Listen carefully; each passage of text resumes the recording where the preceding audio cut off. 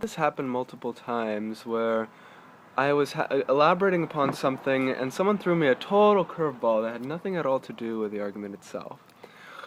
And that was, oh, the reasoning is entirely circular.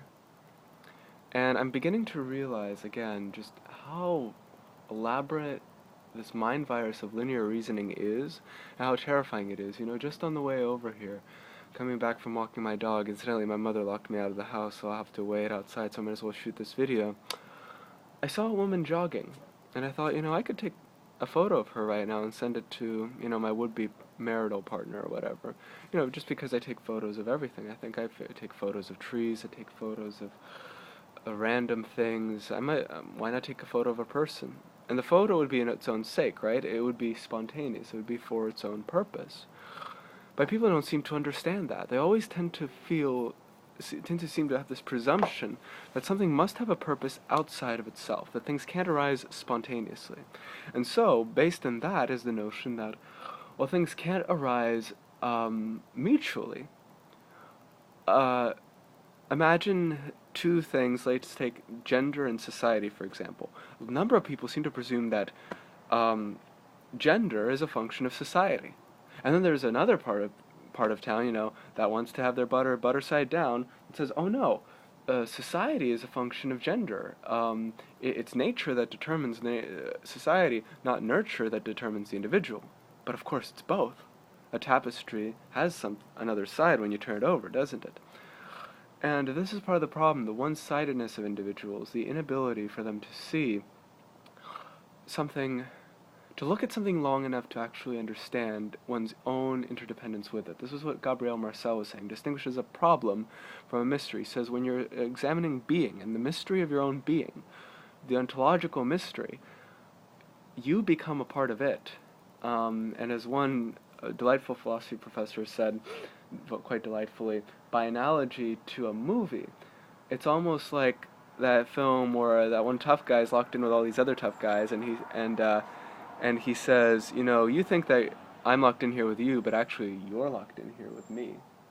In other words, being is not just something that you experience as something outside of you that you're observing, but it almost seems to be observing you. It almost makes you wonder if you were being observed by it all along. And this is the reason for many God conceptions which are of a mystical nature rather than an authoritative nature.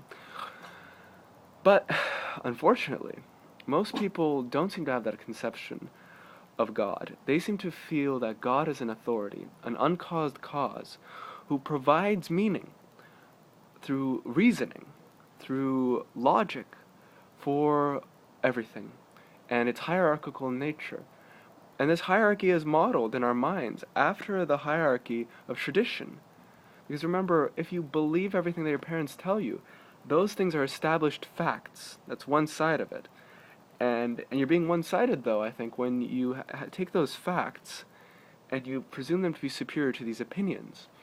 It's like Alan Watts said, there are, we oftentimes hear of hard and clear facts, but aren't there also facts that are soft and vague? Nietzsche would say, there are no facts, but only opinions, and I'm prone to agree with him, because, here's the thing. Here's the basis of linear reasoning. It's usually based in something which is already established to be a fact a priori. That is, before you think about anything, you already know this to be true, and you only have to reason, as many people prefer to clear away the detritus on the edges, but for the most part, there are definitely these established facts, and you can only reason from those facts, based upon those facts. And anything else is an unestablished theory, and you can establish it so long as you can establish it upon an established fact. And this is blatantly an appeal to authority, to tradition, because those established facts were just opinions to begin with. And many times, if you've really thought things through, these hard and clear facts tend to be challenged actually by the soft and vague facts. Because, I love that lighting, don't you? Because you can have a very strong conviction in something, but little by little you'll get hints that maybe you're full of it. And I'm sure you've had experiences in your life which accord with this fairly soft and vague hint that maybe things aren't so clear-cut and dry. So what's the argument against the circular reasoning? Well, I expounded upon this in part in my video in my vlog earlier today.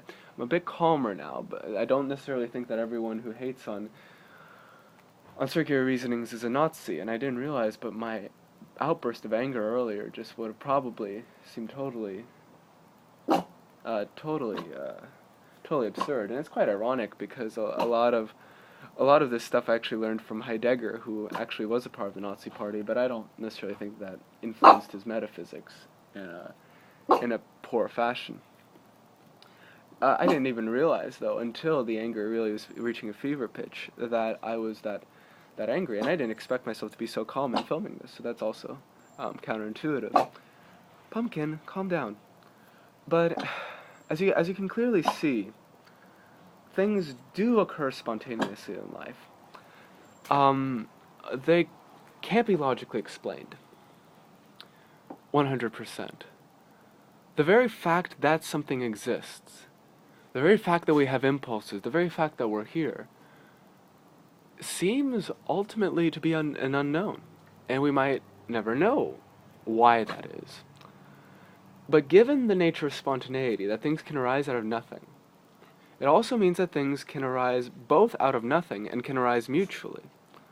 The one of these things, say society, doesn't have to be the cause of which the other genders an effect. Or it can be that, but gender can also be the cause of which society is the effect. They don't have to relate to one another in this linear fashion where one is definitely the cause of the other. And that it is in itself an effect of a third cause, all of which go back to this notion of an uncaused cause, which is God, who has a plan and purpose for everything, but who is certainly not spontaneous in any way. No, they might both arise spontaneously, and both, in a self-referential way, have the one manifest the other, and reinforce the other in the way that we actually observe empirically in the environment, in the way that we observe in human interactions, in the way that we observe in the arts. You know, you can look at something like a video game, for instance, and see this in the notion of backtracking. You know, you arrive on the scene, and you might begin in one aspect of the level, but then you go to another area. And both of these areas, you're not quite sure yet what they're all about. But as you explore one more and more, you learn more about it, you accomplish more, and that allows you then to accomplish more in another area. And then you keep coming back to the first area, until ultimately you've more or less accomplished everything you need to in both areas. But you'll never know for certain, unless you're the developer of the game, whether or not you've finally accomplished everything you need to. The argument against circular reasonings is that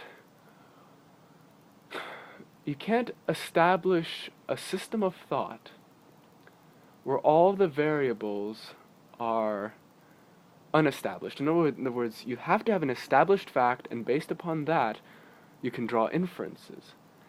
But you can't have a system made entirely of inferences, entirely of opinions that are inconclusive. The notion is that something in order to be conclusive, has to be warranted by something outside of itself. But this is obviously absurd, because then that has to be warranted by something outside of itself. And it's an infinite regress, until the moment that you can relate whatever you're focused on at the moment back, and use what had been inconclusive before to warrant what you're working on now, and suddenly that makes the whole system self-sufficient and therefore conclusive. And if you think about it, it's actually a circular reasoning to say that this should be dismissed because it's circular reasoning. Because you're saying that this whole system is in itself circular and therefore inconclusive. But it is labeled circular because its elements are inconclusive. It is that label is assigned to it as a mark of inferiority. But if it is the sum of its parts, then you're basically saying that this is pumpkin, that this is inconclusive because it is circular, but it is also circular because it is inconclusive. That is, if you conceive of the system as in some way, by metonymy, being equal to the parts of the system. And you might always say that the system is greater than the sum of its parts, but then that means that the authority in a given intellectual discussion depends entirely upon the size of the argument. Because what is the sum of its parts? You know, what's the difference between an independent system and an interdependent system? It depends on your level of magnification. It's arbitrary.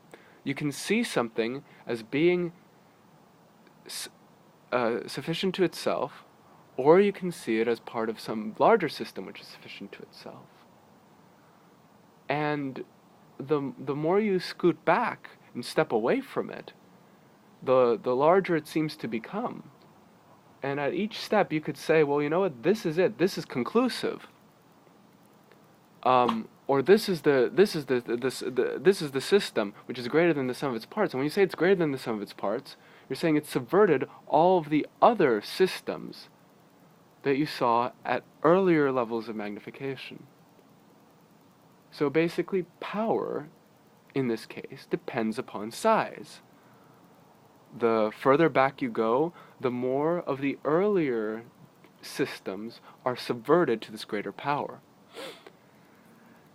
But obviously, there's no need to have that hierarchical conception. Look at the world around you. It is interdependent with you. And it does seem to operate in much the same way as backtracking in a video game. And even if you find it frustrating going through that, it's much better than just to breeze through life, only touching on everything once, and then going on to the next thing, the next new big thing.